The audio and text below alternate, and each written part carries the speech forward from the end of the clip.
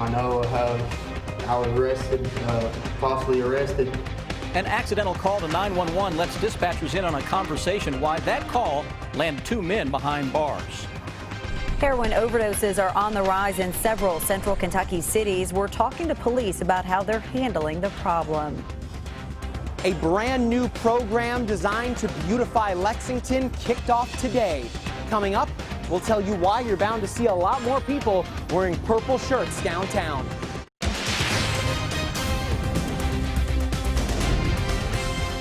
This is WKYT News at 5:30. Good evening to you. He says he shouldn't be in jail. Tonight, 2 men face charges in Madison County after police say one of them called 911. Police in Berea say they could hear the caller talking about using drugs, and they traced that call to a gas station in Berea.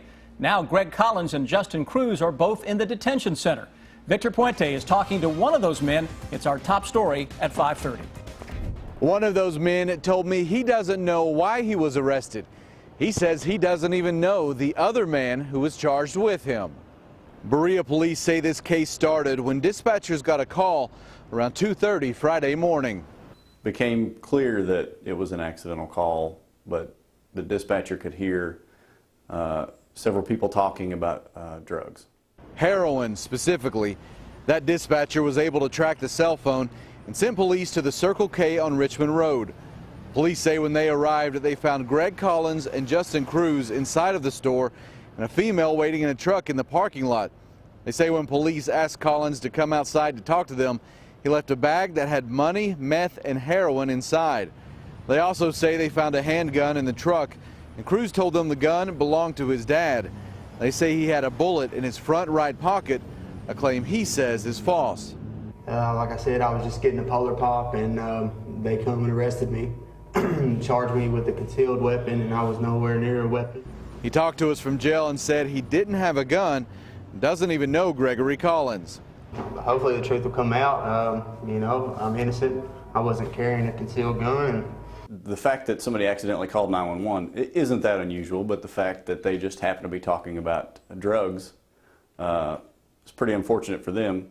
Cruz has been charged with carrying a concealed weapon and possession of a handgun by a convicted felon.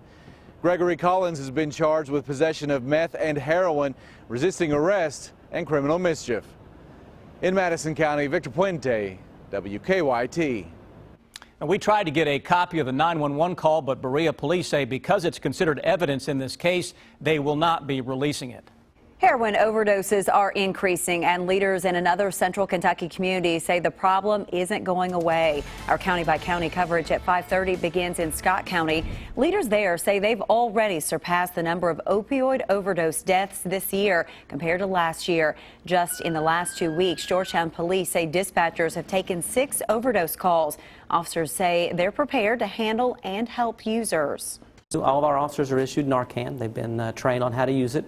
They have it's a Narcan kit. It's got sterile gloves, the Narcan doses, as well as a CPR mask. Georgetown police received their Narcan doses through a grant. They say there's been no cost to taxpayers for the medication. And in Knox County, an escaped inmate is back in jail tonight. The sheriff's office says Shane Browning walked away from work detail last month. Over the weekend, deputies received a call that Browning was knocking on doors in the Hinkle area, and deputies later found him hiding in a treehouse. Browning was arrested and booked back into the Knox County Detention Center. We are learning some new details tonight in a terrible story out of Louisville. Police there say a 3-year-old boy has died after shooting himself in the head. Police say Anthony Blake Wells got a hold of the gun last night and accidentally shot himself in the head. He was taken to Corsair Children's Hospital where he later died. Police say there were other people in the house, but no one else was injured. No one has been arrested or charged at this time. Well, the day started off with a fall-like feel outside, but summer isn't going away just yet. Oh, it's not. Chief Meteorologist Chris Bailey's tracking some summer weather that's fighting to stay in your forecast. Yeah, it really is. And so far, it is winning the battle, and that's going to be the case over the next few days as we get a little more humidity to kind of join in the party. Those temperatures again today back into the 80 to 85 degree range. Now we're starting to get to the middle of September. Those normals are creeping toward 80 and upper 70s, so we're above normal, even though it feels nice out there with blue skies and low humidity across the entire area. Defender Radar Network, nothing. We are dry. Covington to Corbin, Paducah to Pikeville, each and every stop in between. Broaden out the view, though. A little shower and thunderstorm action to our south and again to our west. Right now, it's the squeeze play that is on. Stuff to our south is kind of hanging there. Stuff to the west, though, is going to make a run at us, especially as we go toward the middle of the week, and that will bring a chance for a shower or thunderstorm as the pattern becomes more active. I'm tracking at least 2 cold fronts in the 7-day forecast that will cause our rain chances to increase, and those best chances may come for the weekend. 7-day forecast comes your way in just a little over 5 minutes. We'll see you then, Chris. Thank you. A school safety expert says threats made against schools are becoming a fast-growing problem. John Akers of the Kentucky Center for School Safety spoke to lawmakers in Frankfort today. He told them that bullying remains the worst safety problem. But last year, his center saw many schools call for advice on how to deal with terroristic threats, from those made on social media to those scribbled on school walls. If you're looking at a threat of that nature, let's say a bomb threat, for example, you have fire department folks coming in, you got EMT people coming in, police officers coming in, you're shutting down your instruction for a period of time. Akers says the state needs to begin tracking all terroristic threats. Right now, they only track those which an arrest is made. Their goal is to make Lexington cleaner, more welcoming, and safer. A few months ago, the City Council voted to create a downtown management district, and today that group hit the ground running. New at 5:30, Mike Linden talked to some of the ambassadors about their plans for the city. If you're ever in downtown Lexington over the next 5 years, you're bound to run into more people wearing purple in the heart of Wildcat Country. It's a nice city. I love it a lot.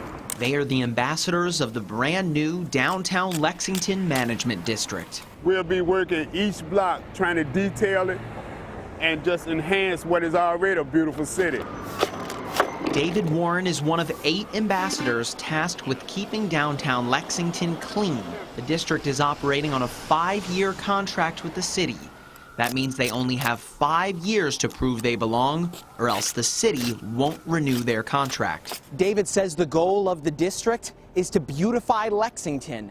And some of the easiest ways they can do that is picking up trash, pulling weeds, and getting rid of graffiti like this. It runs from the Rupp Arena all the way up to Midland Avenue, north up to Gratz Park, and just the other side of High Street. Frazier says with only 5 years to work and a limited budget, he's confident the district can accomplish a lot. But to drive down to come to work this morning and see those purple shirts out there with the brooms and the dustpans and the scrapers, it was pretty neat. I think that everybody on the board's excited, and hopefully that the public will get on board and realize that we're here to do some good, and they'll help us.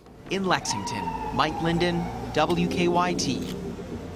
If you have any questions, concerns, or suggestions for the board, the district is having a public forum on September 21st at 6 p.m. in the Urban County Council chambers. We have a traffic alert to pass along to you tonight. If you drive on Interstate 75, you've seen these signs warning about a closure this week. There they are. Crews will have a rolling roadblock on I-75 around mile marker 107 in Lexington starting at 7 tonight. They will be demolishing a bridge as part of the Todd's Road widening project. Crews will start on the northbound side tonight, and police will be controlling traffic at exit 104. Work is expected to wrap up at 6 tomorrow morning, and tomorrow night police will control traffic at exit 110 while crews work in the southbound lanes. Crews will be working from 7 Tuesday night to 6 Wednesday morning. Con artists steal millions and millions of dollars from Americans every year, but the people who are most likely to fall for a scam may not be who you think. You had just recently been identified as the winner. Father Mike Ortiz thought he won over $1 million from the Publishers Clearinghouse in 2014. So I thought, this is great. Thank you, God. Thank you, God. But when the 87-year-old called to collect his winnings, a con artist told him first he had to pay $40,000 in taxes. He did, and soon found out the letter was a fake and he was the victim of a scam. Hook, line, and sinker, I fell. Most people think that senior citizens are most likely to fall for a scam, but new research from the Better Business Bureau finds it's actually the exact opposite. Younger people and more educated people do tend to be more likely to lose money to a scam. The report looked at 30,000 scam cases. Only 11% of seniors ended up giving the con artist money, but 3 times as many 18 to 24-year-olds fell for the scam and forked over cash. We're all at risk, and these stereotypes that are so widely held that it's older people or people that are perhaps gullible or less educated, those are really just stereotypes and not an accurate reflection of the reality that we see. The Better Business Bureau also found that seniors are much more likely than millennials to report a scam. So you may be wondering why younger people are more likely to lose money to a scam. The Better Business Bureau calls it optimism bias. Younger people are maybe overconfident that they can spot a con, and they don't keep their guard up. Still ahead on WKYT News at 5:30, an old residence hall on UK's campus has a new look. We'll take you on to a tour of Patterson Hall. I'm Bill Bryant. Hillary Clinton is off the campaign trail recovering from pneumonia, and Donald Trump says there should be no moderator for their upcoming debate. The bottom line is on the way. Hillary Clinton is off the campaign trail for a few days while she recovers from pneumonia. And a new employee overtime ruling that goes into effect in a couple of months could be a challenge for business owners. Bill Bryant explains in the bottom line. Good evening. Hillary Clinton stayed home to rest today after canceling a trip out west. Her campaign says she was doing little more than phoning in to a fundraiser in San Francisco where she was supposed to be. She skipped that event and others after being diagnosed with pneumonia on Friday and then falling ill while attending a 9/11 memorial event in New York.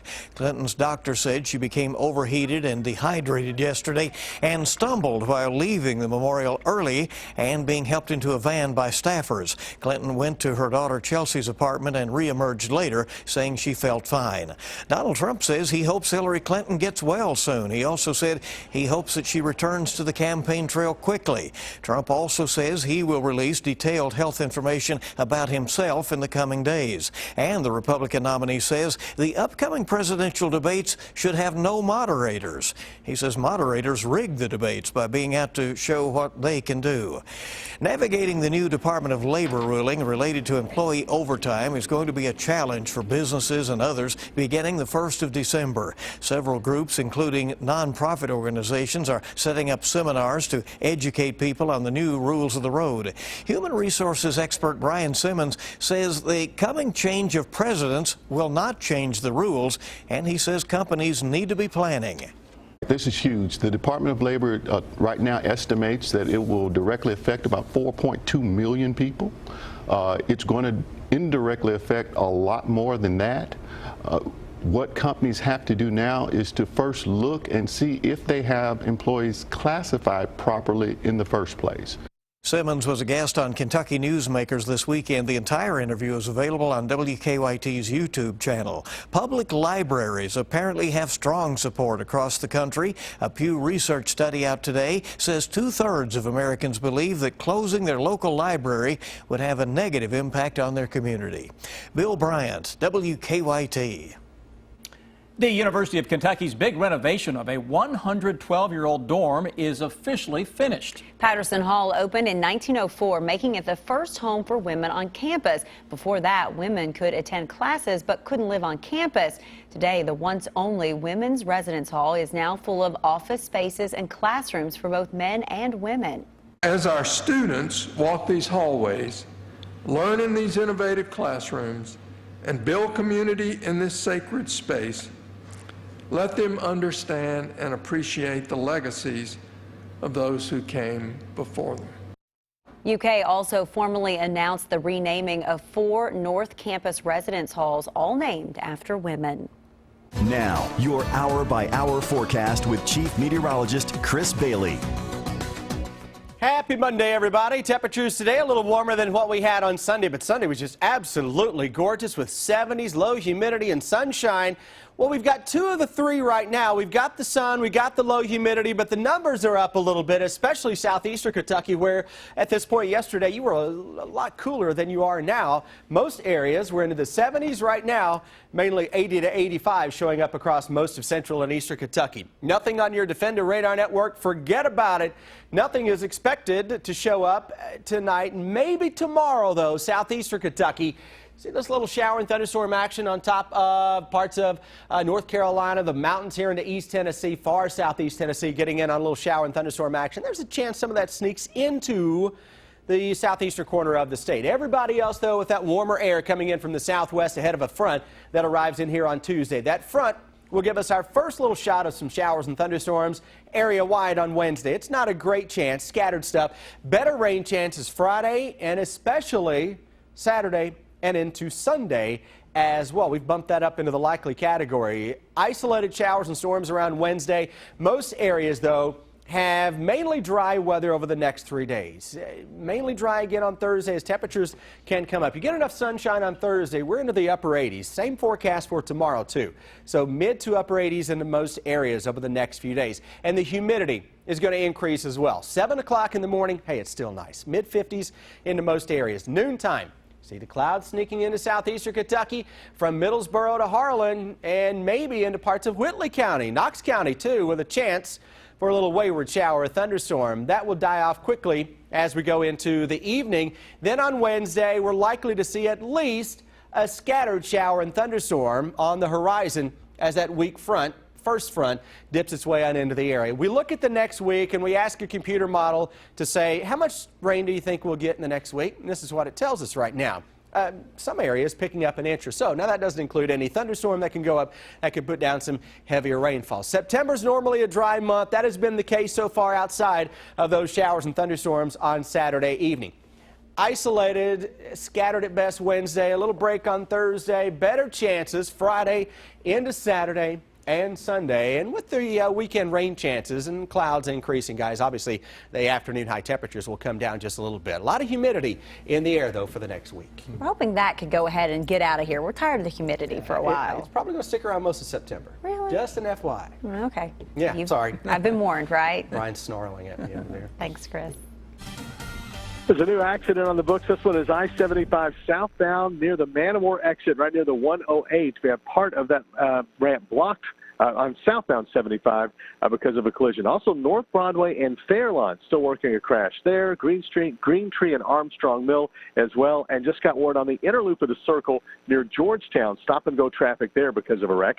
Versailles still 12 minutes. Winchester about 23. Now back to you in the studio. Brian joins us again, and the UK football team, Brian, looking for answers all over the field. Yeah, it is startling how quickly this season has changed since halftime of the Southern Miss game. Mark Stoops giving us a list today on several things this team can improve upon. Sports is next.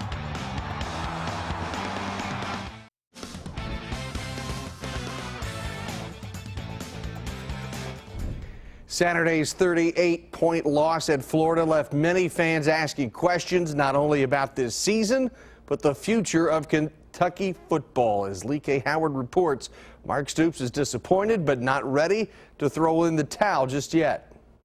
Kentucky suffered perhaps its most embarrassing loss of the Mark Stoops era on Saturday at Florida. The Gators dominated the Wildcats in all phases of the game. On Monday, Mark Stoops put most of the blame on his own team's poor execution. If you don't fundamentally play the game the right way and stop beating yourselves, you're not going to beat anybody. So I think it starts there. And with us executing, us blocking, us running the right routes, us getting open, us catching the ball, and just being efficient like we showed we can do.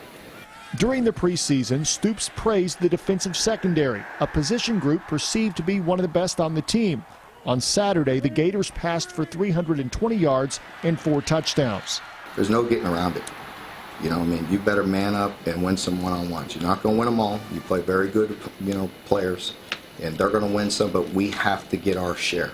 And right now, we're not getting our share. Mark Stoops knows just 2 games is a small sample size, and he still believes in his coaches and his players and the game plan that his team has. But he also acknowledged that things must change going forward in order for his team to be successful. You always have to stay the course. You know, you can't have knee-jerk reactions, but you'd be a fool to not say that you have to look at things. You know, some things got to change, some things got to get better, and that's our job as a coach, and that's, you know, my job, and I understand that. Despite the 0-2 start, Stoops remains confident his team can turn things around. Listen, it's not okay to play a quarter good, a series good. You know, we all know. before you write anything like I don't know what I'm talking about. I realize you have to play a 60-minute game. My point is our players know that they can play.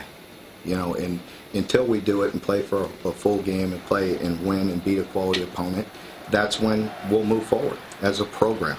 And they can and they will. In Lexington, Lee K. Howard, WKYT. Cats have an opportunity to get back on track this weekend when they host the Aggies of New Mexico State. That's a 4 o'clock kick on the SEC alternate channel. That's sports. We'll be right back.